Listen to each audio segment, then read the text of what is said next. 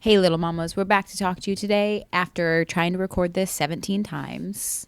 I'm Alex. And I'm Marissa. And this is Dirty Words. Dirty Words is a pop political podcast focused on bringing the most up-to-date, breaking political and pop cultural news right to your earbuds. Okay, this isn't actually a news show. We wanted to make this little podcast to just chat. We wanted to chat about contentious or just really big topics that seem to be popular in pop culture and in the news. Sometimes it'll be something that is really relevant to breaking news or a big celebrity drama event, or other times it could be something really niche that we just want to talk about. But we spend all day talking to each other, so we said we might as well talk with you too. Thank you, Marissa, for so eloquently telling people what this is, and thank you for being here. We have tried to record this episode 17 times just in the last couple of days, and then we've been planning it since May of 2025, and it is January 2026. So basically, this is a baby. Yes, and it is hopefully finally coming to fruition because we are talking about protest. So protesting, in its simplest definition from our good friend Merriam-Webster, is to make a statement or gesture an objection to. So make an objection, essentially, is kind of what we're using as the framework here. And this was important back in May 2025 because if anyone was following the news in the U.S., and there was even some international news on it, 50-51 and the No Kings protest really picked up in the U.S. To oppose good old Donald Trump. So we were like, let's talk about it. There's a lot of conversations happening about it, negative and positive. We went to some of the protests, and then life happened. Per our last episode, it's hard to be human. So now we're here. Which life almost happened in an intentional way, because if anyone's been following news in the U.S. since the start of January 2026, protest has been a really hot topic to talk about because of ICE. Yeah. So let's just take a deep breath before we talk about ICE.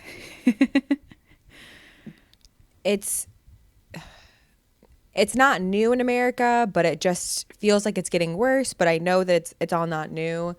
And so we can't really go on without talking about the fact that ICE just murdered Renee Good on January 7th. Her and her partner stopped. They were like out doing something, I believe. And dropping off a kid at daycare. They were dropping off their child. And they stopped because they saw like an ICE engagement happening. And in the process, when they were trying to leave, or Renee Good was trying to leave because she was still in her car, she got murdered by an ICE agent. And then in the wake of that news, people were reminding us that Keith Porter also got murdered by an ICE agent and off duty, whatever that means. Which I think the Keith Porter situation, and if folks are hearing about that for the first time, it was New Year's Eve. Keith Porter was celebrating the New Year. I believe he might have been firing a gun. I think he was firing gun. Like people, that's a thing people do in the U.S. where they fire shots off on like New Year's and 4th of July. And we're going to have another conversation about celebrating with guns. Yeah. But the off-duty ICE agent decided that that wasn't the right way to celebrate and shot him and killed him. Which I think that that's an important topic to bring up even in relation to protesting, because right now we have a whole federal agency that's trigger happy. I mean, we've had other systems like that in the U.S. that are trigger happy. Cops. Yes. And right now we're specifically talking about ICE. They're trigger happy. Like they want to harm people and they're looking for a way to harm people. Well, they're trigger happy, untrained, and they have the full support of the people like in charge of these agencies. Yeah. And not to say that like trigger happy cops go through great processes either. They've shot more folks there. I think when they were trying to detain them, there was a woman, a video went viral. She was trying to just pull out of her driveway and drive down a street. And they decided that they were upset with her and they smashed in her windows and drug her out of the car and like sliced her seatbelt. And she was just yelling like, I'm trying to go to a doctor's appointment. I'm trying to go to a doctor's appointment.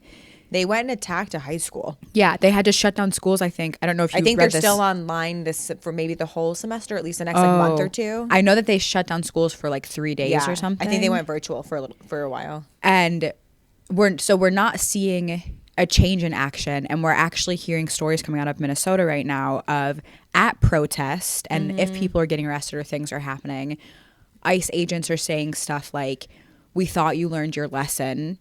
Don't forget what happened to that lesbian. Yeah. Renee Good was a lesbian. For context, that's where that threat is coming from. That's just like, It's, yeah. That's which is not, again, I want to underscore here, we're not going to go into like a deep dive of protest or get into like a really scholastic conversation about like power and privilege, because again, we know cops, the military, so many institutions have enacted violence on communities. Yeah. And it's like, I don't know how to say that it's not new, but it feels novel. I don't know how to. It's the scale and the scope. Yeah. Right? Like, ICE has always, since its inception in like 2003, deported people. And I don't think they've ever just done sweeps of just like knocking on someone's door and saying like, are you brown? Going and raiding a high school. Are you a protester that pissed me off? Well, I'm going to arrest you then. Because like they don't have the authority to arrest like that. So maybe it's novel for ICE in particular. Yeah, maybe that. But the idea of like an aggressive, powerful entity like police or something, we can look back at the George Floyd protest and we can see how those played out. I mean, we can look at that throughout history. We were in a tiny city in a square holding signs, and during George Floyd they tear gassed the crowd like 4 times. Yeah. And so like violence from folks with power is not new. And I think the brazenness, and I think it's normally because there's a performance of some sort of like, oh no, even if they don't mean it. Yeah, like the Donald Trump, the current president of the U.S., literally was like, ICE did a good job, ICE was in the right, Renee Good was like a domestic terrorist. I don't know if he used those words, but that was the implication that she was. No, like, I think him or Pam Bondi or somebody said it. Which tied to this too, I think it's important to name as we think about protest. Part of protesting is like what makes the news too. So like we're hearing about some of the major cities that tend to be more blue and liberal. Yeah. Texas is also getting like rampaged by ICE. Yeah, and which I didn't. You just told me that this morning, I think. They're doing some of their own protest and like resistance, but because Abbott, the governor, is for it. Yeah. We're not like seeing news stories about it. Because if folks also don't know this, the Department of Justice, Trump is trying to get them to investigate Governor Walz in Minnesota.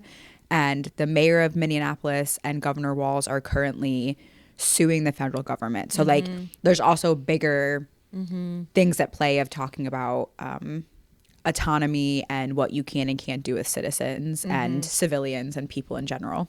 And I think that context is important because when we talk about protesting, I think it's really easy to get scared. Yeah. When you see stuff like that, or think that the protest in your area isn't important. Yeah. So if we look at like the accessibility and the safety of protesting, when you see the news, I think it's on a spectrum. I called it earlier a spectrum when I was talking to Alex, not being recorded, like a spectrum of inaction. Yeah. Where you get to a point when you're so fearful and like you see what's happening in Minnesota, or you get to a point when you're like, oh, that's how we're going to make change. Like, you need this response and you need this breaking news, and that's not what's happening in my town. So I'm just not going to show up. Like, I think it's that big spectrum.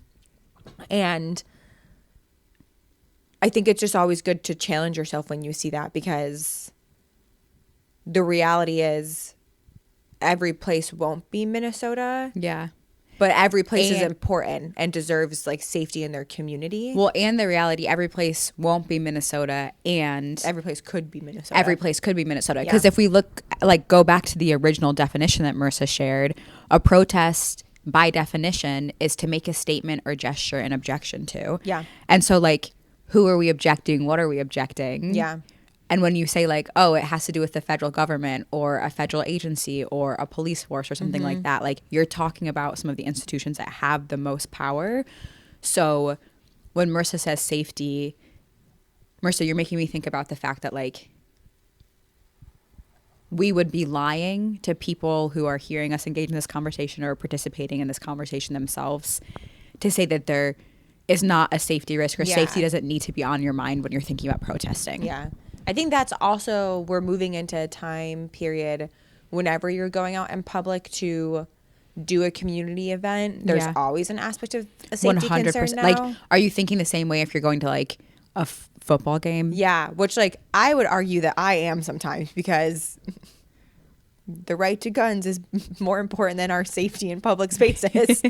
So I think that's like, We're laughing instead of crying. I think that's a point when, at least in the United States, when that's on a lot of people's mind, not at least people that run in my circles, I can't speak for everyone, where there is an aspect of like, what's the out? Like, what does it mean if we can't make it to our car in time? Or like, if something does happen, like, do we meet up? And I'm not saying that like we sit down and have a game plan every time. That's definitely a thought that runs through my head, I think, when I'm doing public things. I think in particular for protesting, I know I've talked myself out of going, whether I want to admit that it was like a fear thing, which there's, in my area, there's been no reason to have like a fear strong enough to stop me from going. The risk of going out has been so minimal. Like, Yeah. I think the highest risk would be like an angry car deciding to drive on a sidewalk. And we live in an area where most people folks are on supporting a it. similar Yeah. page. So, And I think it's easy to misplace that and say like, I'm worried about what's going to happen, with just your willingness to change your routine and go do something different, and maybe be uncomfortable, or maybe push yourself to do something different and stand on a street corner and maybe someone yells at you once or twice. Which, have you ever been scared when you're thinking of going to a protest? I have not. Not even when we were in Arkansas? No. Okay, for context, you all, she's sitting here saying no. We like this was during 2020. We show like the protesters show up with signs that say like stop killing people. Stop we showed killing up black people. Yeah, we showed up to police Black in Lives riot Matter. gear. Yeah. I mean, I think I was a little bit fearful, but not fearful in a way of like it's gonna pause me from doing something, but fearful in a way of like, what is my plan? Like, do I know where medics are? Do I like, I have asthma. Did I bring my inhaler?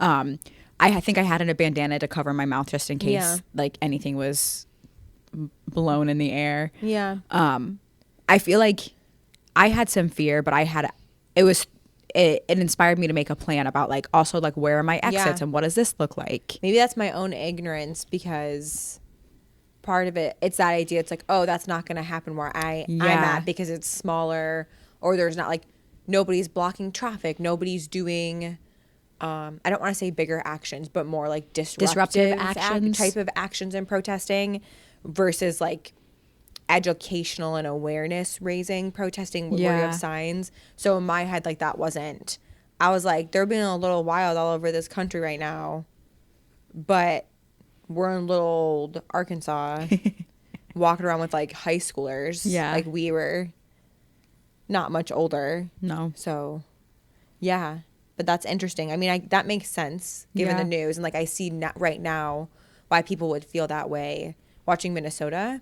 And we went out to an ICE protest, Anti-ICE protest, like a couple days after Renee Good's death. And I don't think there was no moment of fear, but what I did do is almost talk myself out of going. Yeah. And say more. We had made a kind of agreement amongst each other, I know, last year when the No Kings protests were happening a lot. Oh, yeah. We had been to a few, and it was like the same corners, the same streets, the same parks, and occasionally even like the protests would be held in a place where like it was all insular and like you were blocked off from the rest of the community, like so you weren't even by like a street to hold a sign. And I remember being like, one Saturday being like, we're gonna go, and then it was like time to leave, and we're like, never mind, I don't think I'm gonna go. And I just like sat and watched TV, I think. And the next day I woke up and felt like dirty, and like I had like a bad taste in my mouth for me, and I was like, why? Do you know what that taste was? No. Complacency. Okay. But I remember being like, I have to go, even if I don't think it's gonna like change the world. Yeah. Being out there is important to show like support, show community. Like Alex said, like every place isn't gonna be, or maybe I said it and she added, be like the extreme version of what's happening, and it could be. Yeah. And so it's important to show that there's like, there's opposition, there's community, and then there's also support for people that are the targets of attacks. Yeah. And so last year, like it was probably September 2025-ish. Yeah. I was like, next time there's something big and like we can go, like we're not gonna like, I have to go to work, sadly. So, like, I also don't have the ability to just, like, take off work all the time. But, like, it's not going to threaten my survivability. We need to go, especially if it's, like, a weekend day when I'm just not doing anything. So, the anti-ice protest popped up, and we're like, we're going to go. And right before I had the same thing where I was like, we're going to go to the same corner. Yeah. Just with some signs. And I was like, no. We need to go. And even we went and we shared one sign. We didn't have the stuff to make two. Yeah. Or like, and I didn't make it fast enough. So we ended up sharing a sign. And like, I think it was important to be out there. Well, and I have a couple thoughts going through my head from the things that you just shared, which I'm going to try to like parse through them. You mentioned things related to community and like being there. I did not expect so many people to be out there. No, this was probably the most. And I was like, I feel like I'm losing my mind because I'm reading all these news stories and I'm tracking what's happening in Minnesota, and like I'm not seeing people talk about it where I live. And I was like, I have a misconception. There are other people who care, and there are other people who are talking about this. And then so just being with all those folks was really cool. And then I also think about how it's a chance to grow community. When you say community, you had like a really cool conversation. Oh, yeah. Someone walked past going to the bus stop, and I think I was just the first person that maybe made eye contact with them, and they like stopped and they're like, what is this for? Like, what are you all out here doing? And so I got to explain. I grabbed the sign and stepped towards the cars, and she got to talk to someone. I got to explain what and who ICE were to this person, and I explained what was happening and like the why attacks. People were out there. Yeah, and like that they're attacking people, and the person was shocked. And like, even if they go home and maybe they're from a conservative family and they're going back to conservative household, they heard something different. Yeah. Or something that they hadn't heard before. 100%. And so I think that's why it's important, because the reality is that movement building and social change takes all the little steps in between. 100%. And it's almost like the like Amazonification. She hates the rainforest. No, like the Jeff Bezos Amazon, where it's like 2-day shipping. Everything happens now. I mean, we think about that with social change now, I think, too. It's like you expect it to change today. Like, why aren't the laws changed? Because I was outside I went out on the street once. I'm not going to lie. I think it would have been really awesome if we had gone to that anti-ICE protest and then the next day ICE was abolished. Yeah, that would have been dope. Yes, I agree. And historically, that's never happened. And even if like things are moving faster with social media in 2026, our actual like legal and policy system is still designed to move extremely slow. Yeah. So even if the agency is going to be abolished at some point, which as you all vote in the midterms, do not vote for anyone who is not talking about abolishing that agency because it was never supposed to be a long-term federal agency. I lost my train of thought because I got so passionate about that they need to be abolished. Oh, that it's going to take a long time no matter what. Yeah.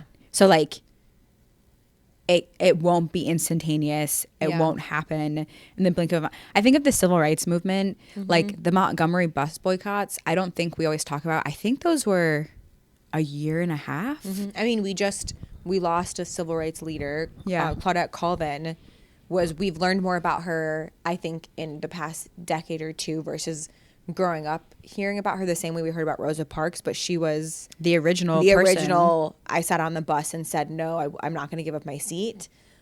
She was a teenager who was pregnant when she did it. So she wasn't the ideal image of like what? Yes. Of how to move forward. But that's like, it happened more than once. Yeah. And I imagine Rosa Parks and Claudette Colvin were not the only ones. Absolutely not. And so it just that we know historically, like we've all heard about some of these big moments, and we know that it wasn't one thing that did it. No. And so now it feels like in modern times, I think with the internet and 2-day shipping and all of these, I could order something and get it probably this afternoon. It's 2 p.m. I could probably order it to get it here by 10 p.m. Like, it feels like everything's supposed to happen now. Through the lens of protest, though, you could also post on the internet right now and say, like, abolish ICE, and you could get X amount of likes and comments being like, yeah, let's do it. Yeah. But then the question becomes, like, what are we doing? How do we take this energy out of this digital space and bring it to like an in-person, Yeah. on the ground, whatever that looks like space. Which this is a long way of saying like safety is a real concern. Oh, If when you want to go out. thank you for saying that. I wanted to tie it back to the other point that I was thinking about. You mentioned survivability. Yeah. And I think that's such an interesting topic, and that's something that I've had to work through, especially like Marissa mentioned in the beginning. We are not going to do like a deep dive into the how identity and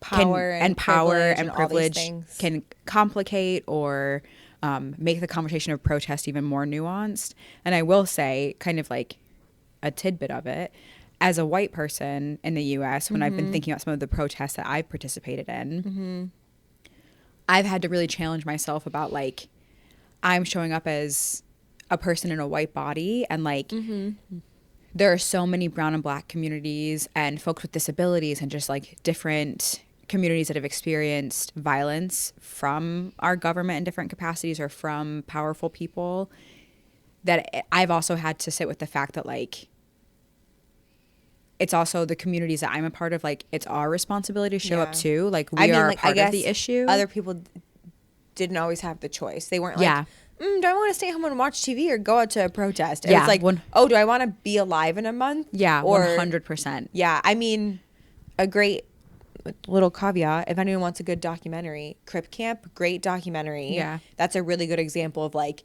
it was the in community that had to make change. And so like, now because they also weren't even being paid attention to by outside communities. Now that we have more knowledge, and I think that is a beauty of the internet, is that we can hear more from more people that aren't in our direct communities all the time, or that we hold the same identities as us. Like, show up.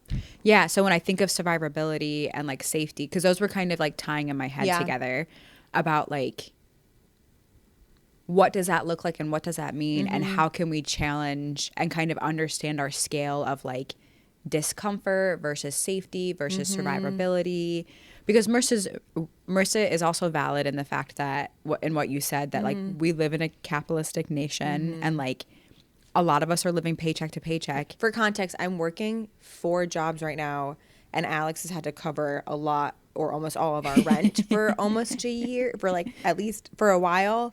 So that's what I wasn't just being like, oh, I'm going to have to go to work. It's literally like, oh no, like I have to make the money to help pay for groceries or try to give Alex some money for So that's rent. really real, right? And like an in-person protest is going to happen at a certain time, at a certain day, in a certain location. Yeah. And like some of us like need to get a paycheck so we can feed ourselves. I was going to say, with safety, that's like, is it accessible? At a certain point, like we have to ask ourselves, like, are you able to give up an 8-hour workday, especially if you're an hourly worker? Yeah. Are you able to even physically make it there? Like, America is spread out. Yeah. The area we live gets rural really, really fast and has a really dispersed population outside of this metro area. Yeah. Like, I mean, for someone to come into, it would take Merce and I an hour to get to the Capitol. For some people in some of the rural areas, it would take 8 to 9 hours to get to the Capitol. And there's not public, like they couldn't just hop on a train and ride it over. Yeah, like there's not like $50 plane tickets that you could fly in for the day and go home. No, you're driving your own car all the way. So like you have to have a car that can get there. You have to have the gas money. Like there's just different pieces like that like those are real barriers. And how do we challenge ourselves as individuals to think on this scale of like discomfort, safety, survivability? Like what are those different pieces? Accessibility. Yeah. Like how to. Yeah. That's what all of this is having me think about right now. And I do think that there will just always be, sometimes it's really minimal, sometimes it's bigger, some sort of safety risk at any protest you go to. Yeah.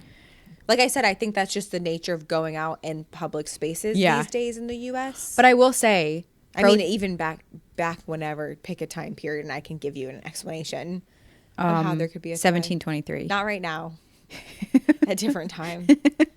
America also wasn't America. We were still colonizing and wiping out indigenous communities. Oh my God. Wait, we got off topic. Okay, to circle back, I think everything's bad, but we need each other, y'all. Yes. I think something that I want to say with protests too, like when we're talking about just like being out in public events, I will say at protests, especially like well-organized protests, the cool thing is that there is usually safety plans. There's usually like medics, there's legal observers, there are sometimes people ask journalists to come to take like pictures and document it, because when we look at protesting, a huge part of it is like, how is it being documented, and like the response to the objection gesture being documented. So anyone, I'm getting caught up in my words because I'm getting excited about saying this. Anyone who's like listening and they're like, oh, this is sounding a little scary, but like I do want to do more. There is usually like safety protocols in place. Yeah. I've even talked to folks who like, there's processes if someone is trying to be like grabbed by an officer, that like there's a community response of like, no, we will block this person. Right. So, I mean, we saw that at ours. There was a medic walking around. yes. And then there was The medic literally was stopping and saying to people like, you good? a big, bold, brave red truck that kept driving by and yelling nasty things at people.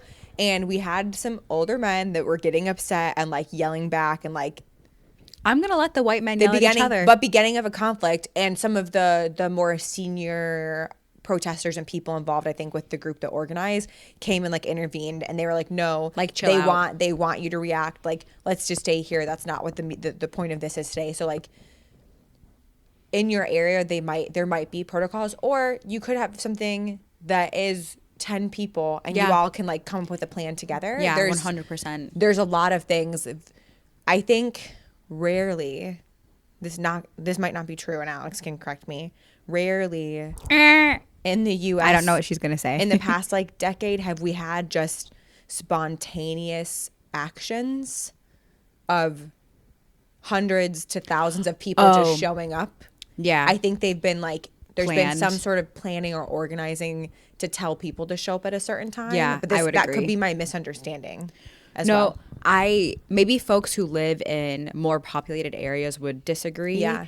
I would say from my understanding, I would agree. At least that, where like, we've been. Yeah, that there hasn't been like without like a person organizing it or an organization Even if it happens organized. quickly, even if it's like meet in an hour. Yeah, even if it's meet in an hour, meet in 24 hours. I don't think there's ever been like spontaneously thousands of people just converged around upon a spot together. Yeah. With kind of like, At least in the U.S. yeah, with kind of no organization or kind of leading force behind it. Yeah. I would agree with that. Yeah. Just so that's to emphasize that like there are safety protocols and steps There's put usually in place something that's some organizing body, even if they're not perfect. There's usually, to make protests as safe as possible. yeah. And you can only control, there's only so many factors you can control Yeah. when you're working against trigger happy folks like Yes. ICE and the cops and different people. Which some of you might be listening and be like, I've had these thoughts and I've also worked through them like you all are talking about. Or some of you are listening and you're like, I'm still having these thoughts. Or Some of you are listening going, white. I'm going to turn it off. You're correct. You're correct. A lot of this is very white suburban mentality. This is coming from a lot of privileged identities that we Yeah. can even engage in this conversation. Yeah. Because I would say that there's some communities Like I said, that people it's not a haven't had the choice. choice. It's like you show up because It's your you want life. you want to be alive. And there's some folks who still might be listening. Like I said, you might be working through it yourself. You might have already worked through it, like Marissa and I kind of talk through. Or you might be like, I want to show up and I want to do stuff. And I'm a single parent, or maybe I'm a caregiver. Maybe you work a bunch of odd hours. Like I used to work at Target, and sometimes I was in at 5 a.m. and sometimes I was working till midnight. Yeah. Like I had the most random shifts. Also, I'm not loaded with cash. I paid to take a class, and there was an organization protesting for Palestine in the area, and they were doing it every single week when my class was. And I was like, I don't have the funds to just toss a class away that I paid for. Yeah. And so barriers are real. And I think when we think of protests, we always think of like, I think it's often really easy to think of like the people on the streets, like yeah, they're stopping boats from sending weapons to Israel. There's neighborhood watches in Minnesota right now walking around that are like strapped up, ready to go. which even not even that far. I also often just think of like people standing with signs or like marching, and that it's like physically showing up to a space in person, and like that's where change comes from. Yeah. I think that change can come from a lot of other ways. Ooh, Alex showed me a really cool map. I think that's what she's getting to. I am. Oh my gosh, she can read my mind. So this amazing, lovely woman named Deepa Iyer, who is an advocate. I think she's done some legal things. Yeah, I think she's a lawyer. A writer, facilitator, activist. Deepa Iyer, she created this social change ecosystem map or social change map that shows kind of how you can get involved, that making change and big social change takes there's a lot of roles in there, and it takes a lot of people. And this map, the nonprofit that she works with called the Building Movement Project, kind of breaks down what this map looks like. And it's basically just two parts. In the middle, there's a yellow circle that has embodied shared values. And so those shared values are equity, liberation, justice, and solidarity. Alex has the map right in front of her. And then on the outside of the map, all connected down to that main circle, there is 10 different circles on the outside, and these tend to be roles that people and organizations play when we think of social change. And a little bit of a spoiler, disruptor, which I think relates to protesting, is one of them, but there's also 9 other roles that are really important and significant when we think of building different worlds and different societies. So if you all can sit with us for I think it's 30 seconds. I would say 60 seconds. Maybe we'll try to read it slowly. We want to read you all 10 of the roles, and you can obviously look this up. You can look up this map on socialchangemap.com or visit buildingmovement.org to find this map, but we want to read you these 10 roles as well. And I'm going to ask as we go into this, if anyone listening could just take a deep breath, breathe in, breathe out. And I want you to listen for the next 60 seconds as deeply as you can and feel what description really resonates with you and where you feel like your strengths and skill sets lie. Weavers. You see through the lines of connectivity between people, places, organizations, ideas, and movements. Experimenters. You innovate, pioneer, and invent. You take risk and course correct as needed. Frontline responders. You address community crisis by marshaling and organizing resources, networks, and messages. Visionaries. You imagine and generate our boldest possibilities, hopes, and dreams, and remind us of our direction. Builders. You develop, organize, and implement ideas, practices, people, and resources in service of a collective vision. Caregivers. You nurture and nourish the people around you by creating and sustaining a community of care, joy, and connection. Disruptors. You take uncomfortable and risky actions to shake up the status quo, to raise awareness, and to build power. Healers. You recognize and tend to the generational and current traumas caused by oppressive systems, institutions, policies, and practices. Storytellers. You craft and share community stories, cultures, experiences, histories, and possibilities through art, music, media, and movement. Guides. You teach, counsel, and advise, using your gifts of well-earned discernment and wisdom. You know what I just realized? What?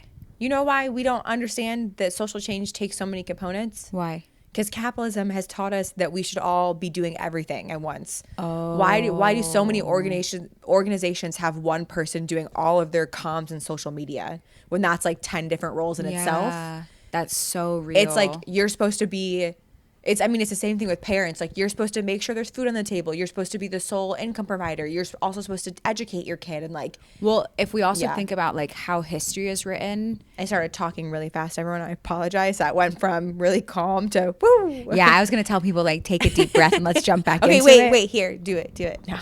Okay, everybody. We're going to take a deep breath and we're going to jump back into the conversation. Think about which one resonates with you, and to find out more, go to socialchangemap.com. I also haven't even thought about this yet. So I need to go through this. The other piece, though, when you just mentioned that about capitalism, when we think about how history is written, what is the common phrase that we always hear about who writes history?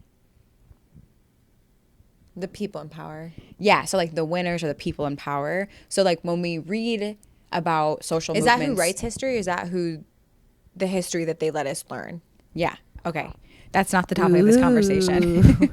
Got her. But what I'm trying to get at is when we think of like how we learn about this stuff, sometimes it's really simplified. So like if you think of the civil rights movement, we hear about MLK. There was like a whole world of people that working on organized things. with him. And Even if we look at like, if folks haven't heard of him, Bayard Rustin was one of his like right hand men, and he was helping him write policy and write his speeches. I mean, also that what MLK Jr. was doing is only possible because of what the Black Panthers were doing, and because of what Malcolm X was doing, and other because people. of SNCC. It's everyone. Well, and that makes me think of, I have a whole book about women that haven't been talked about. And there is this amazing woman. If you all haven't heard of her, you should look her up. And if you have, you're awesome for knowing her. Aileen Quinn is her name. She was down in Mississippi. She was an activist, a visionary, a community builder. She owned a restaurant, and she also did like caregiving things where she would let folks organize in her restaurant, and then she would also give people free food. She would bring food to the prisons. But she was this pinnacle person in this community down there. I hadn't heard of her until you told me about her in your book. And it's a whole thing about voting rights and different pieces like that. But she was taking on a couple different roles of like visionary and caregiver. And there's folks like that we don't hear about, because when we hear about history and like social movements, I think in particular, it's so simplified because it is from the folks who are in power. So I don't know, this might be a little conspiratorial. Like, why would they give us all the tools to say, like, how can you challenge us? Yeah. I think that's a really good point. I think this map is really refreshing to see, and even that note is really refreshing to hear from you, because sometimes it does. Like, I personally know that my strongest skill set is not showing up to a protest with a sign. Yeah. I'm still going to do it because I have the ability to. Yeah. And I know there's other ways that I should be involved and spending my time, energy, and or money. Like, I think you're an excellent educator. So maybe that falls under like a guide. And like being able to talk to people who have different opinions, and like be in a space where you're in front of communities of people, like saying like, let's dialogue about this. Yeah. We've talked about a lot of different topics today. Yeah. And please, if you need to, well, this is at the end, but I was going to say, if you need to take this in doses, feel free to stop and walk away. We've talked about a lot of different topics. And as Marissa mentioned in the beginning, this was not a deep dive into the history of protest and what that's looked like. This wasn't a deep dive into like how power, privilege, and identity relates to protest. This was a conversation about current events that we're watching happen, and then conversations that Marissa and I have had around like safety and complacency, and where are those lines and where are those boundaries, and how are we making accessible spaces. And so we wanted to bring it to an external space in case there's other folks who have been processing this. Maybe this will just ignite a conversation for you. You might be like on the front lines doing the thing and you're rocking it, and then you're like, oh, I didn't realize that other people had different feelings, or that like I could find a way to invite people in. Or like Alex said, it might have been you were feeling what we were feeling. Yeah. And you're like, okay, let me try something new. Or maybe you've been particularly scared because of what you've been reading in the news. Yeah, maybe you're like, in one of these areas. And this is encouraging you, like, what are different ways I can get involved? We want to be able to leave you all with a couple action steps. And I'm going to start with the first one. I was inspired by a video I saw on Instagram. A journalist was with a woman who's a part of Ice Watch in Minnesota, and they got notification that there was ice in a neighborhood, and she went to go there, and he was talking to her, and he was like, the energy shifted in the car. And she's like, yeah, it's intense, isn't it? And he was just asking her, like, how do you regulate? What does that look like? They were having this conversation, and then he said, are you scared? And she said, yes. Like, immediately, instantaneously, didn't even hesitate. Followed it up with, and protecting my neighbors is more important. So my first action step is do it scared. Ooh, you changed it up on me. We have notes, and she did not know that I was going to do that because it's not on the notes. You might be surprised to hear that we have notes. Okay, so second then, go to a protest. If Yeah. you've been scared to go, or you've been uncomfortable, or Just nervous. you've been nervous and just don't want to break your routine, go to a protest, break your routine. Whether you're showing up for 30 minutes and holding a sign and actually getting out there, or if you need to take an even smaller step and drive by and just honk and show support first, go to a protest and get involved and be a part of the community. Hey, I've blared F Donald Trump through my car while I've driven past protests, Yes. honking. So Yes. 3 is we're going to circle back to that social change map. Go to socialchangemap.com to look up the map by Deepa and figure out and really dig into where you fit into it. Do multiple. You don't have to stick to one role. What orgs are doing what in your community? Yeah, figure out how you fit, really capitalize on your own strengths and let yourself lean into those. And then 4, you may remember it was an action step last time when I said it could be a protest to just go read a new book. I'm going to kind of steal part of one of Alex's examples from earlier. Pick up a book of like an unknown history. Oh, yeah. Pick up learn a story about a figure or a leader that we don't really learn about in the same way. Okay, I lost my words for a second because Alex just ran away to go get a book. I got 2 books though. So as Marissa's talking about reading different histories, I Say the name mentioned slow. Say the name slow. I mentioned Aileen Quinn earlier. Her story is in the book Power Hungry: Women of the Black Panther Party and Freedom Summer and Their Fight to Feed a Movement.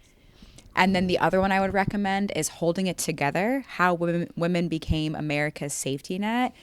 2 really interesting books about history and focusing on different communities and folks that we haven't talked about in relation to Or haven't been the main focus. focus of prominent historical moments or movements. Yeah. Okay, to give a summary of our summary. 1, do it scared. 2, go to a protest. 3, look up the Social Change Map by Deepa on socialchangemap.com. 4, read a history book or read a book of a history that you haven't heard of before. That's been often untold. Whew, we made it to the end. Thank you all for being here. We appreciate you. And if you take anything from today's episode, we want you to know how important community is and that we can make change together. It requires all of us, and we all have a role to play, and we can build a better future.